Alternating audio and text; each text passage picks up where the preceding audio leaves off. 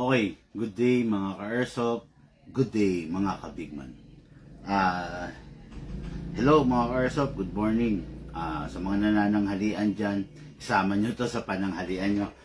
Dito mga ka-airsoft, medyo controversial kasi itong topic natin ngayon. No?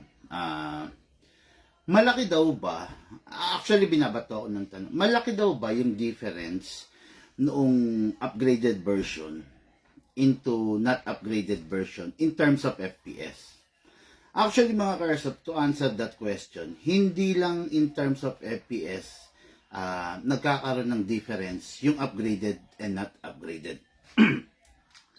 Unang-una mga ka-airsoft, ang ina-upgrade natin is number one, the fixed outer barrel. Yan ha. Yung fixed outer barrel, ang benefit na nakukuha nyo dyan is mas stable yung unit. It is because durable siya. Wala na siyang kumakalog. Diba? Ayan, mapapansin nyo ito mga ka-airsoft ha. Ang itsura ng hindi naka-fixed outer barrel, ganyan. Yan, nakikita niyo yan, kumakalog yan, diba? Yan yung hindi naka-fix outer barrel. Okay? Ngayon, ang itsura ng naka-fix barrel naman is hindi kumakalog ang barrel. Ayan, tignan nyo, dumudulas lang yung kamay ko. Kasi, naka-fix outer barrel na yan. Okay? Ang silbi ng fix outer barrel sa isang unit, nagiging durable siya, mas nagiging matibay siya, mas nagiging kapaki-pakinabang siya kasi matagal mo siya magagamit. Okay? Fix outer barrel. Fine tuning. Ano bang ginagawa sa fine tuning? Sa fine tuning is tuning, tono, tino-tono. So pag nakatono yung unit mo, walang iniwan, nakamotor ka, di ba? Naka-stock na motor ka, let's say NMAX or Aerox or Click or Mio. Naka-stock ka, okay, tumatakbo siya, di ba? Pero mas magiging malakas siya at the same time, mas magiging matipid siya sa consumption kung mas maitotono mo yung FI niya at saka yung panggilid niya, di ba? Yung pulley niya, not necessarily racing pulley, pero yung pulley niya, ano bang ginagawa sa mga pulley, di ba? Dinidegree, di ba? Para yung belt mo aangat ng gusto doon sa ibabaw ng pulley, di ba? Hindi yung may naiiwan na 5 mm. Okay, di ba? Yon. Kaya tinotono, mas maganda pag nakatono. Then, doon pumapasok yung trigger job natin. Ano ba nangyayari sa trigger job? Sa trigger job, ine-eliminate natin lahat ng nangyayaring wear and tear doon sa loob ng unit. O, pag na-eliminate mo yung wear and tear, ang tendency, walang mapupudpud, walang mauupod doon sa loob ng unit mo. Plus ito. You all know na pinapalakas natin yung unit. Yes, totoo naman yung pinapalakas natin para mas mag-enjoy yung ka-airsoft. Sino ba naman ang ayaw gumamit ng malakas, di ba? Most of us, kahit ako, syempre aaminin ko, gusto kong gumamit ng malakas, especially lalong-lalo na kung nag-aalis ako ng stress, di ba? Kung naglilibang-libang ka, gusto mo malakas, di ba? Kaya pag gusto mo malakas, gumamit ka ng malakas, di ba? Pag gusto mo mahina, gumamit ka ng mahina. Maling ganito, no? Maling pananaw sa buhay yung unit mo hindi kayang palakasin pero pipilitin mong palakasin para lumakas. Mali yun. Dapat bumili ka ng unit na kayang lumakas or unit na malakas para mag-enjoy ka. Okay, ngayon, gagamit tayo ng dalawang prototype. No, dalawa sa pinakasikat na sikat, dalawa sa pinakakilalang kilala na unit na nagland dito sa atin sa Pilipinas ngayon. The favorite unit, the Staccato. Okay? Okay. Parehas na unit, parehas sila magkamuka. Tama? Magkamuka, walang pinagkaiba. Yung isa upgraded na, yung isa hindi pa upgraded. Okay? Yung isa out of the box, yung isa nahipo na natin. Okay, ayan. Dito natin lalagay yan. Para makikita nyo. Okay, ayan ha. Alisin natin magazine para wag lumamig. Wala pang mga laman yan, mga ka-airsoft pa. Wala, both yan, wala pang mga laman na. Okay. Yan. Ito yung upgraded. Dito natin lalagay yung hindi upgraded. Para hindi tayo magkalituhan. Okay? Yan. Ipapakita ko sa inyo yung difference nila. Kasi parehas na sila ng itsure. Parehas sila ng magazine, parehas sila lahat. Ngayon, ang pinagkaiba na lang nila is yung performance. Sa performance, sabihin na natin, okay naman ang performance ng hindi upgraded. Kaya lang, mas okay ang performance ng upgraded. Tatandaan nyo to, kaya ina-upgrade para mas ma-improve yung performance. Mas mapaganda, mas mapaayos, mas mabigyan natin ng improvement. Diba?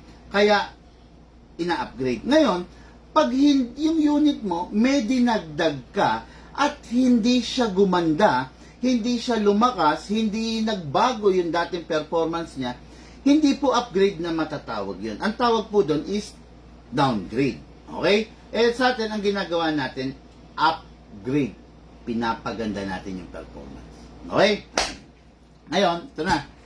So, this is the upgraded and this is the downgraded.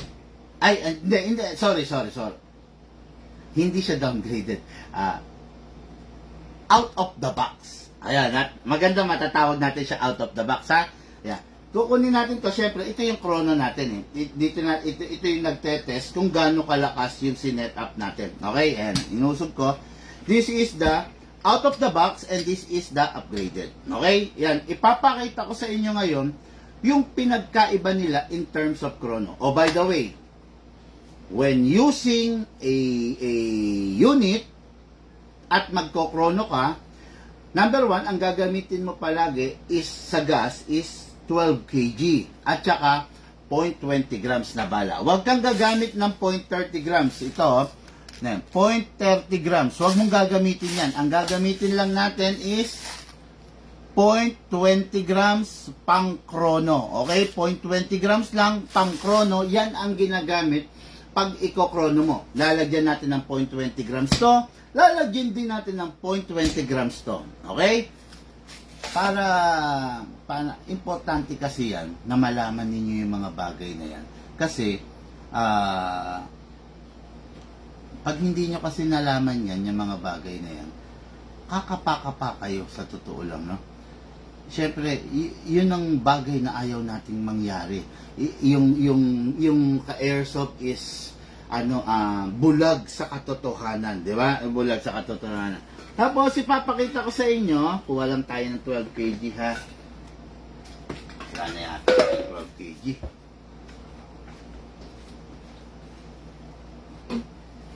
So okay, gamit tayo ng 12 kg, may 12 kg rito. Yan, by the pop die, no? Ano to? Naiwan ng customer.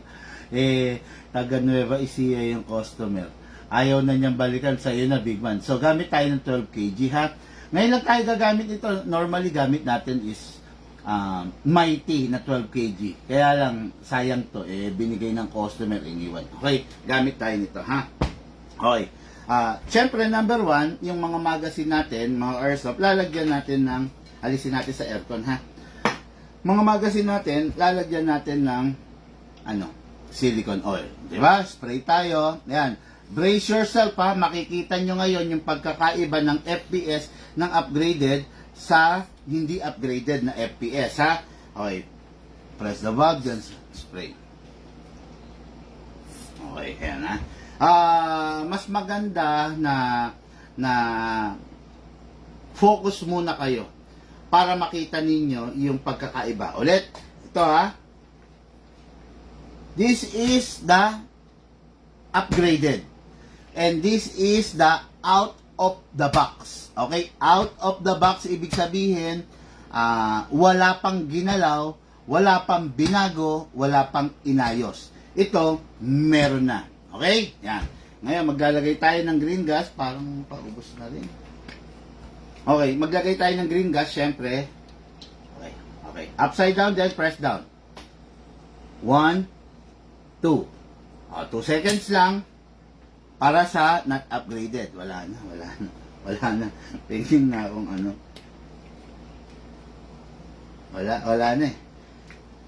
Sakto lang, sandali.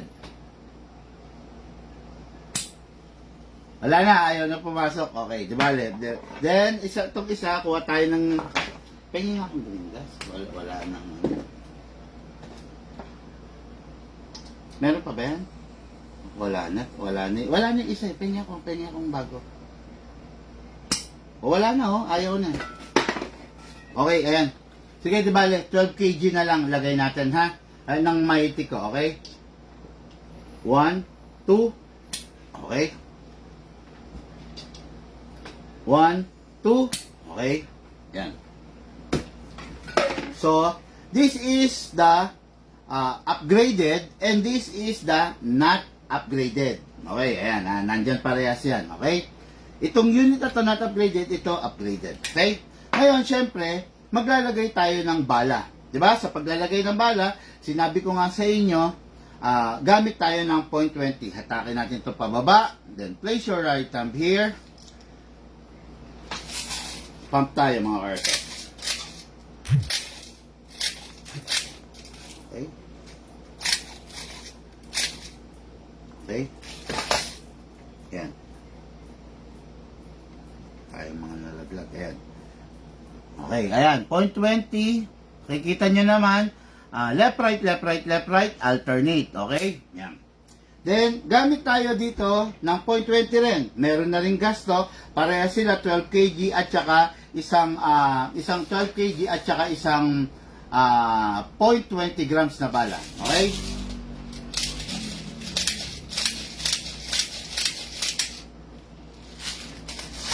Ganun pa rin. Pag may bungi, kalugin sideways. Okay, yan, ganyan ha. Tama yan, okay? Yan. Ngayon, sabi ko nga sa inyo, kaya tayo nagbablog ngayon, ipapakita ko sa inyo yung unit na, ay yung difference ng upgraded into not upgraded. Okay.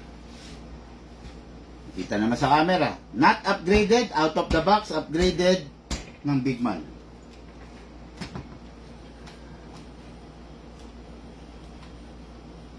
Okay. This is the chrono. Okay. Maganda sana no? Maganda kung nandito, makikita. Hindi, huwag na lang. Ayan. Ayan, ayan. Dito sa, this is the chrono ha. Makikita nyo yung result dito. Okay? Bali, hawakan ko na lang. Unahin muna natin mga ka-airsoft, yung upgraded. Okay? Ito, upgraded to, pasok, kasa. Makikita nyo yung chrono ng upgraded, firing,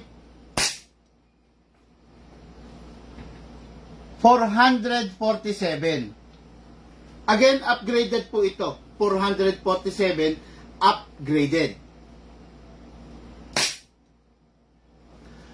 441.5. Upgraded po ito, okay? Ngayon, ipakita naman natin yung not upgraded. Hindi po to upgraded, hindi pa upgraded. 342. Okay? Again, hindi to upgraded. Isa pa.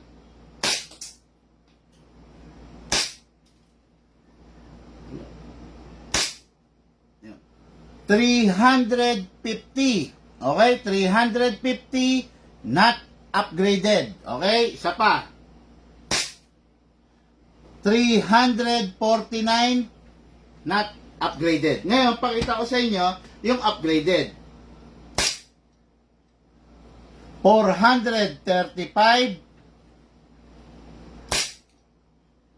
432. Okay, yan. Nakita nyo naman, mas mataas talaga mga ka-airsoft yung magiging chrono result ng upgraded kesa sa hindi upgraded.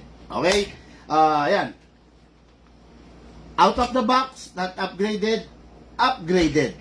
Ayan. Tabi muna natin to. Yan. Kaya huwag kayong malilito pag sinabi natin, kasi dito sa Big Man, meron tayong iba't ibang klase. Meron tayong meron tayong tinatawag na not upgraded. Meron tayong tinatawag na semi-upgrade. Meron tayong tinatawag na upgraded. Meron tayong tinatawag na full upgraded. Uy, patayin lang natin yung chrono. Sorry, hindi ko napatay. Ayun. May iba't ibang klase ha. Not upgraded, semi-upgraded, upgraded, at saka full upgraded. Okay. Not upgraded, out of the box, walang ginalaw. Okay? Semi-upgraded, naka-fine tuning, naka-trigger job. Okay? Then, yung upgraded, naka-fine tuning, naka-trigger job, naka-fine tuning, naka-trigger job, naka-hammer protection pad. Tatlo ang upgrade nun. Tapos yung full upgrade, naka-fix outer barrel, naka-fine tuning, naka-trigger job, naka-hammer protection pad. Di ba? At yung last natin, yung pinaka matindi, yung tinatawag na premium upgrade. Okay, ano na yung premium upgrade? Naka-fix outer barrel, naka-fine tuning, naka-trigger job, naka-hammer protection pad, naka-hop up rubber, naka-enhance nozzle, or naka-big bore nozzle, or kung kinakailangan, naka-anti-freeze nozzle. Yun ang upgrade natin, di ba? Kaya, bawat stages ng upgrade, nakabagay doon sa unit at nakabagay doon sa gagamit. Hindi kasi pwedeng, hindi kasi pwedeng, ito, halimbawa, lalagyan kita ng anti-freeze nozzle. Tapos, nilagyan kita ng anti-freeze nozzle, hindi ka naman maglalaro into a competition. Ang gagawin mo dun sa baril mo is, magpi-plinking ka sa bahay nyo.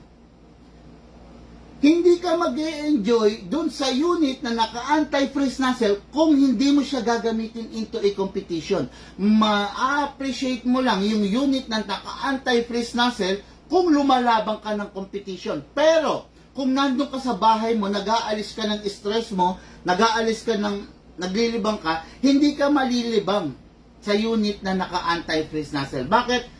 May downside, may advantage and may disadvantage ang bawat unit. Katulad nun, naka-anti-freeze nozzle. Okay? Ang unit na naka-anti-freeze nozzle mas mahina kaysa sa naka-big bore nozzle. Anti-freeze diba? Sakal yun.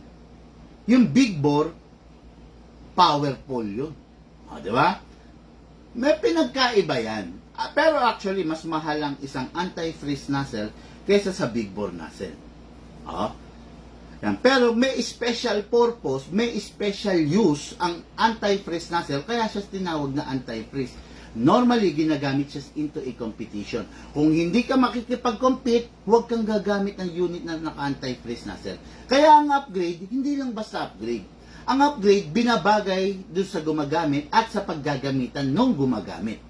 Okay? Walang iniwan. Sige. Umalis tayo pansamantala sa motor. Walang iniwan sa trabaho. Ayan Papasok ka ng trabaho mo. Okay. The best, mag-drive ng isang Ferrari. The best, mag-drive ng isang race car. Matindi, masarap mag-drive ng isang pangarera na sasakyan. Pero, kung ang purpose mo ng pagdadrive mo ng sasakyan, pupunta ka sa opisina, bahay, trabaho, bahay. Ang tanong, tama bang gumamit ka ng Ferrari? Tama bang gumamit ka ng sports car? Tama bang gumamit ka ng race car? Kung ang pupuntahan mo, trabaho, bahay. Diba? Ang gagamitin mo, ordinary sedan. Diba? Yung mga sedan na mga mini, na maliliit, mas maganda yon. Like Vios, Mirage, diba? Like Suzuki. Okay na okay gamitin, trabaho, bahay. Pero, kung ikaw, gagamit ka ng sports car, papuntang trabaho, bahay, sasagupain mo lahat ng traffic, sasagupain mo lahat ng lubak. Sa tingin mo, maganda bang gumamit ng sports car? Hindi. Magandang gumamit ng sports car kung hindi trabaho, bahay yung pupuntahan mo. Di ba? Yun. Masarap gumamit ng sports car kung sa racetrack ka tatakbo. Pero kung sa EDSA ka tatakbo, punong-puno ng sasakyan, traffic, ang init, kawawa, at hindi practical yung sports car mo. Okay. Ganun din yun sa airsoft, no? Pag naka-anti-freeze nozzle ka, yung premium upgrade, siguraduhin mo na yung unit mo ipang-co-compete mo. Dahil pag hindi mo pinang-compute yung unit mo, hindi mo ma-maximize yung full upgrade. Yung premium upgrade. Okay? Yan. Kaya, dito, huwag kayong magtataka kung bakit ko kayo ini-interview. Sir, halos lahat ng customer ko ganito. Sir, answer me directly. Saan at paano mo gagamitin yung airsoft? Yan ang kadalasang unang-unang tanong ko sa bawat customer. Saan at paano mo gagamitin ang airsoft? Pag sumagot ka ng tama, alam ko na kagad kung ano ang unit na nababagay sa'yo. Ang airsoft, ang dami yan. Pero hindi pare-parehas yan. Ang airsoft, malilito ka. Putya, sobrang dami. Lalo na rito sa Big Man. Ang daming display. Pagpunta mo rito, litong-lito ka na kagad kung anong pipiliin mo. Pakita ko lang sa inyo, ha. Gusto mo ng small guns? Putya, ang dami niyan, oh. Di ba? Gusto mo ng small guns? Ang dami niyan. Anong pipiliin ko dyan, Big Man? Di ba? Gusto mo ng 2011? Putya, ang daming 2011. Anong pipiliin ko dyan, Big Man? Anong dapat para sa akin dyan, Kita nyo kung gaano kadami. Gusto mo ng classic? Ayan, Kita nyo? Ang dami, ang haba,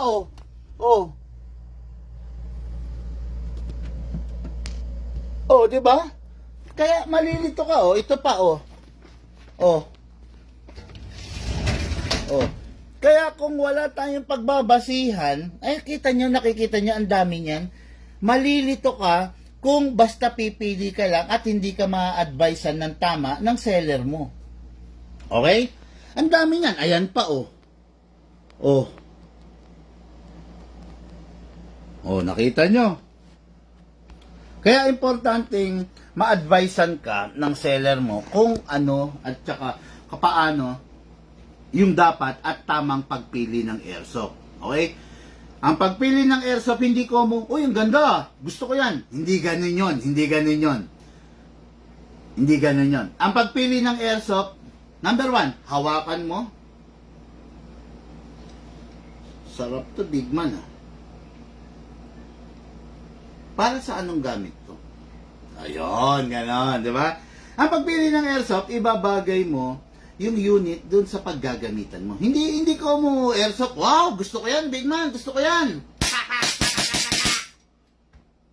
Di ba? Ang pagpili ng airsoft, hindi basta, ayos to, Big Man.